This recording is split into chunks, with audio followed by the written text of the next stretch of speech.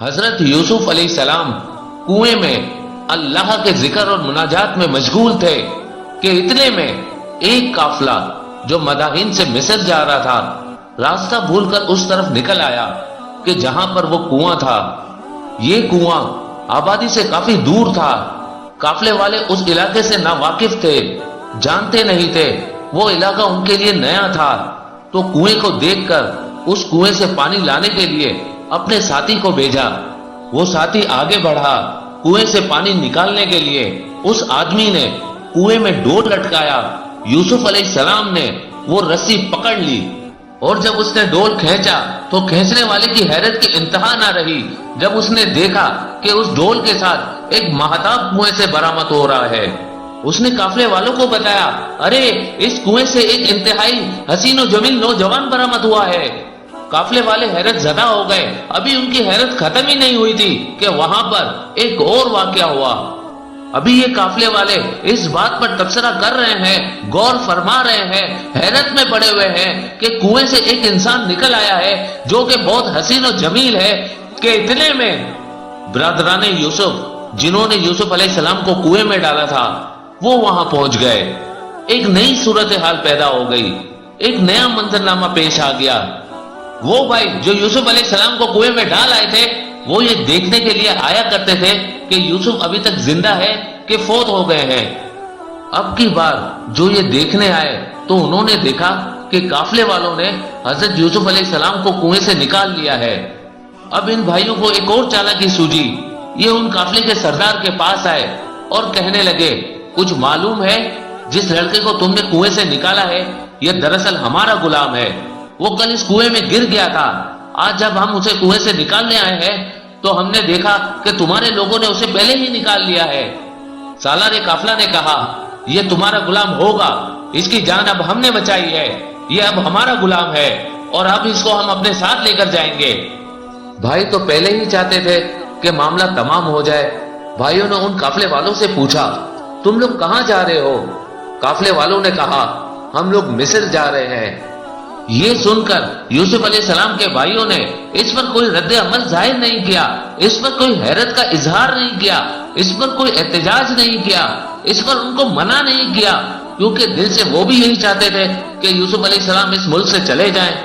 الٹا ان سے یہ کہنے لگے، دیکھو یہ جو غلام ہے یہ بہت سرکش ہے، یہ بہت نافرمان ہے، اس کو اگر اس انداز سے لے کر جاؤ گے عین ممکن ہے فرار کا راستہ اختیار کرے۔ مشورہ یہ ہے کہ اس کے گلے میں توق اور زنجیر ڈال دو، اس کو اس عالم سے یہاں سے لے کر جاؤ۔ قافلے کے سردار نے سوچا، جس کا یہ غلام رہا ہے اس سے بہتر کون جانتا ہوگا اس کو، تو اس کا مطلب بالکل ٹھیک مشورہ ہے، یہ اس تجویز پر عمل کیا جائے۔ قافلے کے سردار نے زنجیریں منگوائی، توق منگوائی۔ توق منگوا کر جب حضرت یوسف علیہ السلام کے سامنے رکھا گیا، یوسف علیہ السلام کی چیخ بلند ہوئی، گریہ کرنے لگے۔ آپ نے ارشاد فرمایا، ارے میں اس توق کو، ان زنجیروں کو دیکھ کر نہیں رو رہا، میں تو اس وقت کو یاد کر کے رو رہا ہوں کہ جب رب کائنات اپنے فرشتوں کو حکم دے گا کہ گناہ گاروں کو پکڑ کر ان کے گلے میں آگ کے توق اور زنجیر ڈال دو کہ انہوں نے ہماری اطاعت سے سرکشی کی ہے، تو اس وقت انسان کا کیا عالم ہوگا۔ میں تو یہ سوچ کر رو رہا ہوں، میں تو یہ سوچ کر گریہ کر رہا ہوں۔ سالار قافلہ ان کے اس کلام سے بڑا متاثر ہوا، سمجھ گیا کہ کنویں سے یہ جو شخص برآمد ہوا ہے، یہ جو چاند سی صورت ہے، یہ کوئی عام ہستی نہیں ہے۔ قافلے والا یوسف علیہ السلام سے کہنے لگا، ابھی کچھ دیر توقف کرو، ابھی ہم صرف تمہارے جو آقا ہیں ان کو دکھانے کے لیے ہم تمہارا یہ عالم کر رہے ہیں، آگے چل کر ہم یہ توق اتار دیں گے۔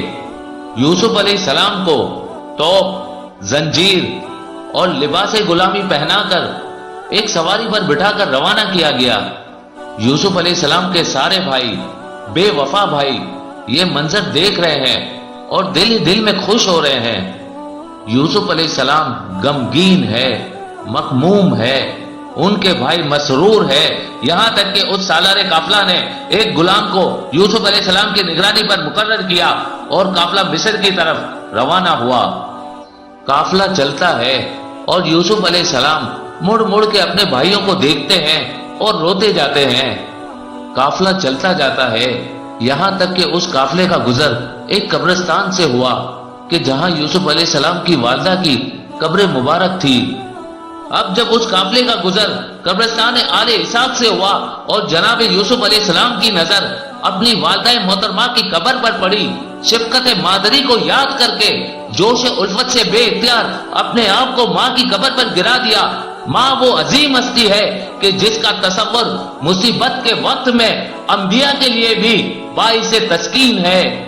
یوسف علیہ السلام دکھ کے عالم میں اپنے آپ کو ماں کی قبر پر گرا دیا، کہنے لگے اے مادر گرامی، آپ یہاں قبر مبارک میں آرام فرما ہے، ذرا دیکھیے میری اس حالت بے کسی کو کہ گلے میں توق ہے، پاؤں میں زنجیر ہے، غلاموں کا لباس پہنا ہوا آپ کا یہ غلام بیٹا آپ کی زیارت کو آیا ہے۔ اور عجب نہیں کہ قبر سے آواز آئی ہو، اے فرزند دل بند، تیری ان باتوں نے میرے دل کو ٹکڑے ٹکڑے کر دیا ہے، تیری ان باتوں نے میرے جگر کو پارا پارا کر دیا ہے۔ بیٹا، ہر بلا ہر مصیبت میں صبر کرنا، اللہ صبر کرنے والوں کو دوست رکھتا ہے۔ یوسف علیہ السلام اب یہ آوازاری کر رہے تھے، یہ مکالمہ کر رہے تھے کہ اتنے میں حفاظت پر معمول غلام جو کسی کام سے چلا گیا تھا واپس لوٹ آیا۔ اب اس جگہ جہاں وہ یوسف علیہ السلام کو چھوڑ کر گیا تھا، جب اس نے وہاں پر یوسف علیہ السلام کو نہ پایا، وہ بہت گھبرایا، سوچنے لگا کہ میں اپنے سردار کو کیا جواب دوں گا۔ اچانک اس کی نظر پڑی، یوسف علیہ السلام ایک قبر کے نزدیک بیٹھے ہیں۔ آتے ہی کہنے لگا، ارے بے شک تمہارے آقاؤں نے تمہارے بارے میں سچ کہا تھا، تم تو واقعی میں بہت سرکش ہو۔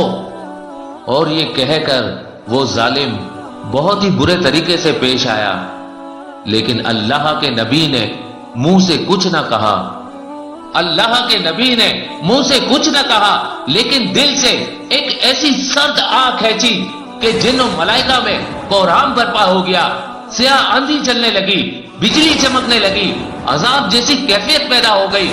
یہ کیفیت دیکھ کر قافلے والے پناہ مانگنے لگے۔ اب اس غلام کو بھی یہ اندازہ ہو گیا کہ یہ معاملہ اتنا سادہ نہیں ہے، یہ کوئی عام ہستی نہیں ہے۔ وہ غلام یوسف علیہ السلام کو لے کر قافلے میں پہنچا اور قافلے والوں سے کہا، ارے یہ معاملہ ہوا تھا، میں نے یہ کر دیا تھا، کہ جس کے بعد یہ آثار ظاہر ہونے لگے ہیں۔ سالار قافلہ نے یوسف علیہ السلام سے پوچھا، کیا تم فرار کا ارادہ رکھتے تھے؟ آپ نے فرمایا، اے بندہ خدا، میں اس توق کو، اس زنجیر کو پہن کر کہاں جا سکتا ہوں؟ ارے میں نے تو ماں کی قبر کو دیکھ کر خود کو سواری کی پچھ سے گرایا اور اپنی ماں کی قبر سے لپٹ کر رو رہا تھا کہ اس غلام نے آ کر میرے ساتھ یہ حرکت کی۔ میں نے پھر بھی بددعا نہیں کی، بس ایک سرد آ بھری تھی۔ قافلے والے کہنے لگے، خدا کے لیے عذاب کے ٹل جانے کی دعا کرو۔ اب قافلے والوں کو یہ اندازہ ہو گیا کہ یہ معاملہ کوئی اور ہے، یہ کچھ اور ماجرا ہے۔ اب وہی قافلے والے جو پہلے یوسف علیہ السلام سے اور انداز سے پیش آ رہے تھے، اب یہ سارا نیا منظرنامہ دیکھنے کے بعد یوسف علیہ السلام سے کہنے لگے، خدا کے لیے عذاب کے ٹل جانے کی دعا کرو۔ حضرت یوسف علیہ السلام نے آسمان کی طرف ہاتھ بلند کیے، ابھی لب ہلے ہی تھے، عذاب کے آثار ختم ہوئے۔ یوسف علیہ السلام کی آہ کے باعث عذاب کے آنے اور یوسف علیہ السلام کی دعا کے باعث عذاب کے جانے کے سارے منظر نے قافلے والوں کو حیران کر دیا۔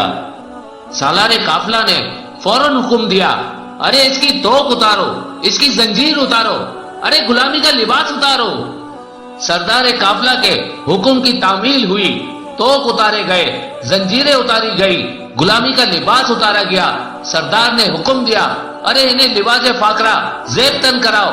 ایسا ہی کیا گیا اور پھر وہی قافلہ عزت و احترام سے یوسف علیہ السلام کو سواری پر سوار کر کے مصر کی جانب روانہ ہوئے۔